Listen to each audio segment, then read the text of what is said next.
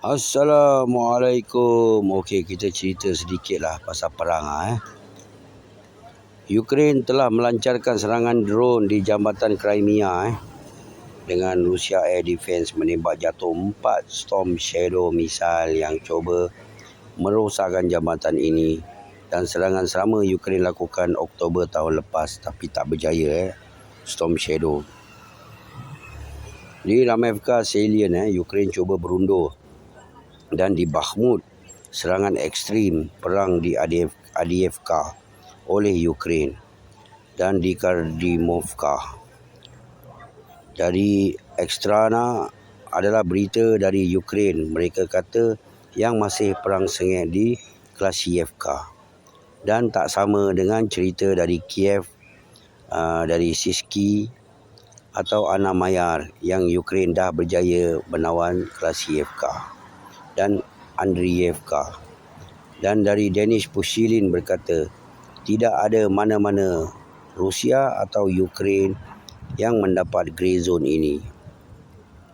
Dan di Robotino masih Rusia cuba untuk pertahankan kawasan ini, dan Barbovaya juga Rusia kontrol kawasan ini.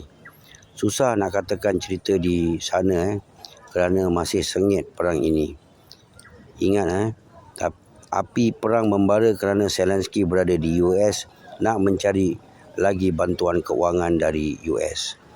Dan Rusia juga berkata semua serangan dalam kawalan Rusia. Dan di Kupian sama saja Rusia menunggu masa yang baik untuk menyerang bandar agak besar ini dengan askar Rusia dapat di utara Kupiansk dengan mendekati Oskar River. Dan mungkin ini taktik Rusia, iaitu cuba mengepung sesuatu bandar.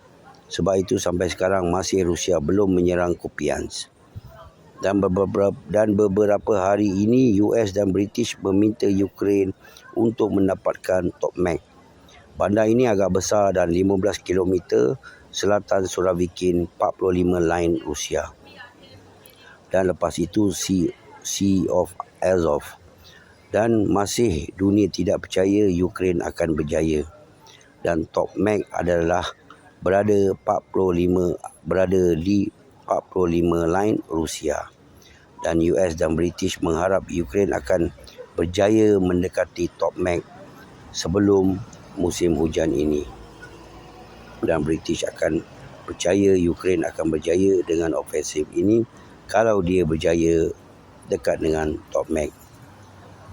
Dan alih-alih cerita Tokmak menjadi topik media masa dunia, dan Brian Beletic berkata, Brian Beletic ni berada di Rusia, di medan perang.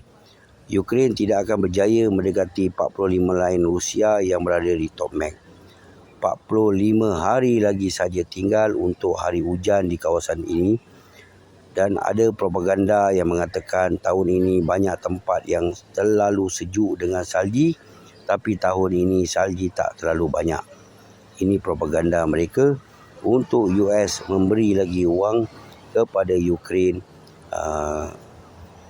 Dan mereka dah beritahu dah cuaca macam mana, forecast lah. Jadi bolehlah beri duit kepada Ukraine lagi. Dan tahun ini perang ini boleh diteruskan kerana musim sejuk yang tak terlalu sejuk, kerana propaganda ini penting untuk Atok dapat memberikan duit kepada Ukraine. Dan untuk channel ini, walau banyak hutan terbakar di dunia tahun ini, hanya Allah saja yang tahu. Dan Ukraine sekarang all out apa yang ada senjata yang diberikan kepada mereka. Janji mereka dapat mengembirakan Zelensky di US. Dan ada info mengatakan yang Ukraine menggunakan 7,000 shell sehari sekarang. Dan ini mungkin US tidak akan mampu menolong. Tapi mungkin apa yang kita lihat, serangan yang kita ceritakan sekarang, mungkin berlaku sampai 7,000 shell sehari mereka gunakan. Dan Ukraine akan dapat bantuan dari US. Barulah Parlimen US akan melepaskan 24 bilion yang dijanjikan. All out Ukraine all out menggunakan segala senjata yang ada dalam simpanan sampai 7,000 shell sehari untuk mencari sesuatu kemenangan ketika Zelensky berada di